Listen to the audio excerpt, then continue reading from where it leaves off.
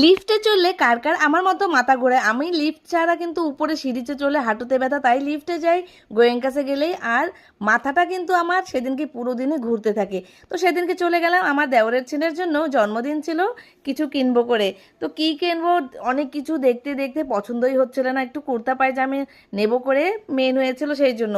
তো অনেক দেখতে দেখতে তারপরে একটা প্রথমে পছন্দ হলো কি সেটা, এটা পছন্দ হয়েছে, একটা দাগ ছিল, দেখো ড্রেসটা খারাপ লাগেনি, অনেকই ভালো ছিল, কিন্তু একটা দাগের জন্য এটা নেওয়া হয়নি। তারপরে অন্য একটা নিলাম, সেটা এই দেখো, একটা পায়জামার প্যান্ট রয়েছে আর একটা ধুতি রয়েছে, দেখতে কিন্তু খুবই দারুণ লাগছে। পাপ্পা পরার পরেও কিন্তু ড্রেসটা খুবই মানিয়েছিল ওর উপরে।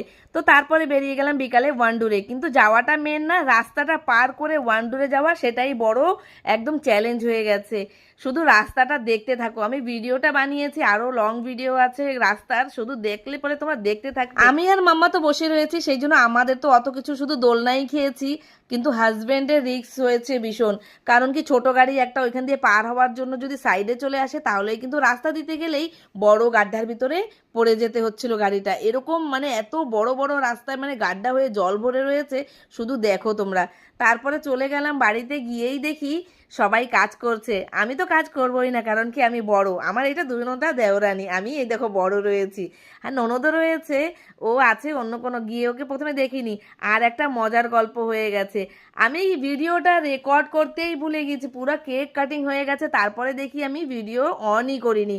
আমার এত খারাপ লাগছিল, মানে কথা বলতে বলতে সবার সামনে আমি একদম ভিডিওটা অন করতে ভুলে গিয়েছি। তারপরে আবার বাচ্চাটাকে দাঁড়া করিয়ে আবার একটু কেক কাটিংয়ের মতন ভিডিওটা তুলেছি। আমার মতন এরকম কার কার হয়, ভিডিও বানাতে গেলে অন করতে কে কে ভুলে যায়, আমাকে কিন্তু এইটা অবশ্যই কমেন্ট বক্সে বলে যাবে।